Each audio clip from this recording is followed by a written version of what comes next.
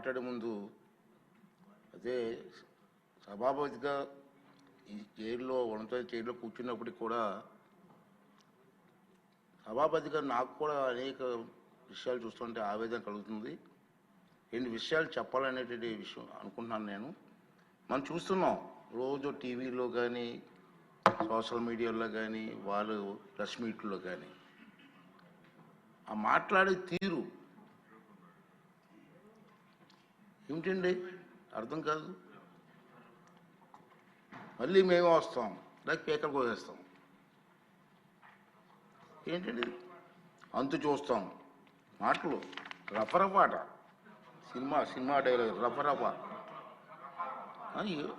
ఏంటి నాకు అర్థం కావట్లేదు. ఒక రాజకీయ పార్టీ ప్రజాస్వామ్యం మీద గౌరవం ఉన్న వాళ్ళు ఎవరు కూడా ఈ విధంగా మాట్లాడరండి. ఉంటే రాజకీయాల్లో రామారావు గారి దగ్గర నుంచి రాజకీయాల్లో ఉన్నాం. ఒకటే చెప్తాను నేను, రాజకీయ పార్టీలు అన్న తర్వాత ప్రజాస్వామ్యంలో ఓడుతూ ఉంటాం, గెలుస్తూ ఉంటాం. మహానుభావుడు ఎన్టీ రామారావు గారే ఒక టైంలో ఓడిపోయాం అందరు పార్టీలు. కానీ ఎప్పుడైనా మాట్లాడి ఇందిరాగాంధీ ఓడిపోలేదండి మహానాయకురాలు. అంటే ఓడిపోతే రఫరఫా ఏంటి నాకు అర్థం. ఇవన్నీ కూడా ప్రజాస్వామ్యం ప్రజలు కూడా ఖండించవలసిన అవసరం ఉందని చెప్పి ఈ వేదిక ద్వారా మనకు చేయాలన్న నా ఉద్దేశం. మీరు చూశారు ఇవాళ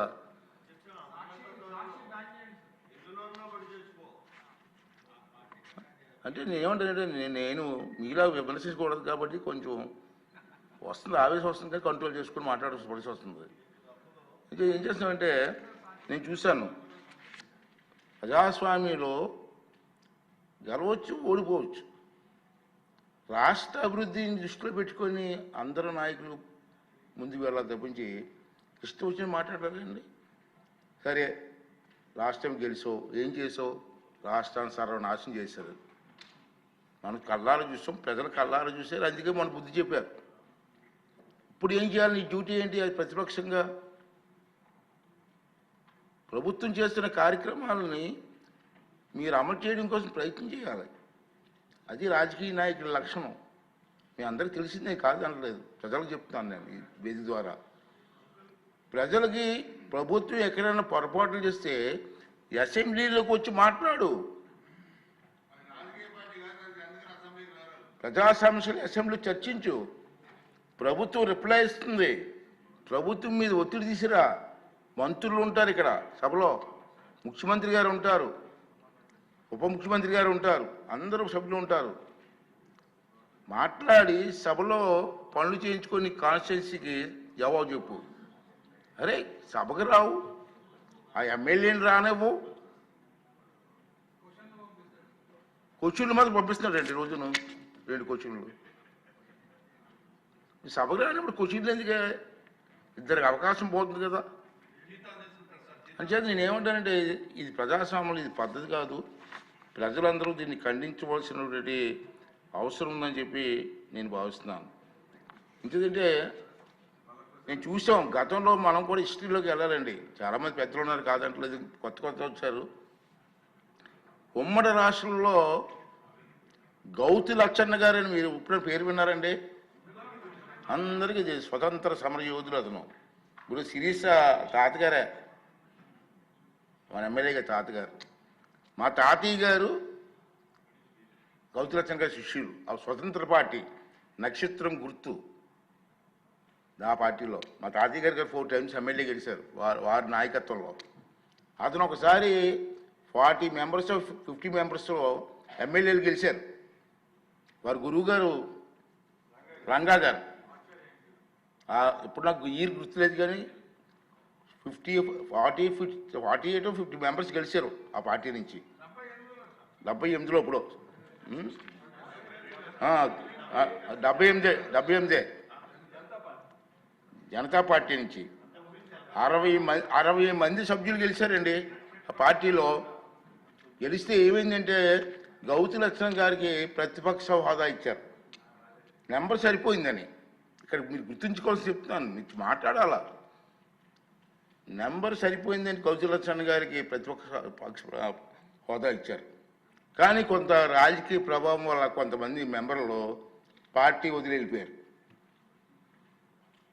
గౌతి లక్ష్మణ్ గారిని ప్రతిపక్షాల దిగిపోమని ఎవరు అడగలేదు సభలో, అతనంటే మహా గౌరవం. కానీ గౌతులచ్చన్న గారు ఒకరోజు సభకు వచ్చి నా సబ్జెక్టు నన్ను వదిలేసి వెళ్ళిపోయారు కొంతమంది, నేను ప్రతిపక్షంలో హోదాలో ఉండే అర్హత నాకు లేదు, నేను రాజీనామా ఇచ్చి వెళ్ళిపోతానని వెళ్ళిపోయారు. అదే మనిషి అంటే, అది నాయకత్వ లక్షణాలు అంటే ఏంటిది? గౌతులచ్చన్న గారు ఎవరు డిమాండ్ చేయలేదు. డిమాండ్ చేయకపోయినా నేను ఉండడానికి నాకు మెంబర్స్ సరిపోలేదు, నేను రాజీనామా ఇచ్చేస్తాను వెళ్ళిపోయారు. అది రాజకీయ నాయకులకు ఉండాలి మనస్తత్వం, నాయకత్వం తాలూకు విలువలు. అది గుర్తు చేస్తున్నాను నేను. ఇప్పుడు అంటే నెంబర్ లేకుండా నాకెందుకు ఎవరు ఏంటండి? ఇప్పుడు నా మీద కోర్టుకు వేసాడు, హైకోర్టు వేసారు, సుప్రీంకోర్టు వేసుకోండి. అలాంటి ప్రజాస్వామ్యం ఉంది, మనకు నిబంధనలు ఉన్నాయి, రూల్స్ ఉన్నాయి, దాని ప్రకారంగా వెళ్తాను తప్పించి నీకు భయపడి ఎలా చేస్తాను నేను మొన్న చెప్పాను, ఇది ఒక దేవాలయం అయితే దీంట్లో పూజారిరా బాబు, వరాలు ఇవ్వాల్సిన దేవుడు నీకు వరం ఇవ్వలేదు, అందుకే 11 ఇచ్చాడు, పూజారి నేనెక్కడ వరం వస్తాను మొన్న చెప్పాను నేను.